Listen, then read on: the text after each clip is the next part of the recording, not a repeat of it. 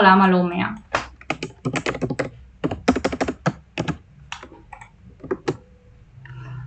כאן אפשר לראות את הפרופיל שלי.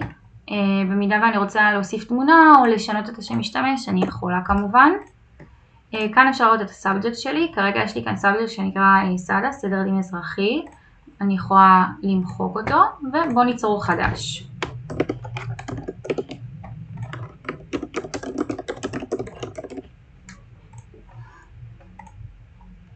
אם אני מסתכלת על מה שיצרתי, כרגע אין לי שום דבר, אז בואו ניצור סיכום חדש. כאן אני יכולה לכתוב בקשות מיוחדות לצ'אט, אבל כרגע אני רוצה ליצור רק סיכום.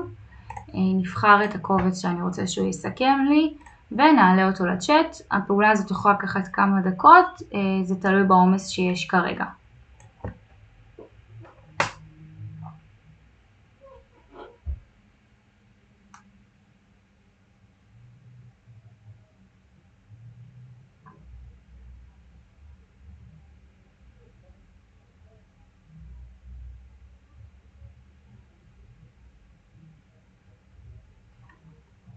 אוקיי, כרגע אני יכולה לצפות בסיכום שלי, במידה ואני באמת מרוצה ממנו.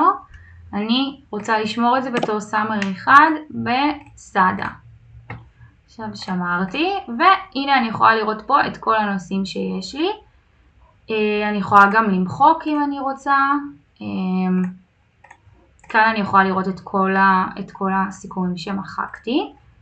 פה יש לי פונקציה של shared content, שזה בעצם דברים שאנשים בחרו לשתף את כולנו. אני יכולה לראות ואני יכולה גם לשמור, נקרא לזה טסט 1.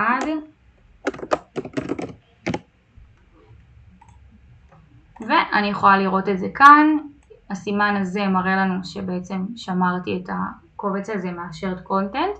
ואם אני רוצה גם לשתף את שלי, אני יכולה לעשות edit ולשתף אותו, כדי שגם הוא יופיע כאן תחת השם שלי.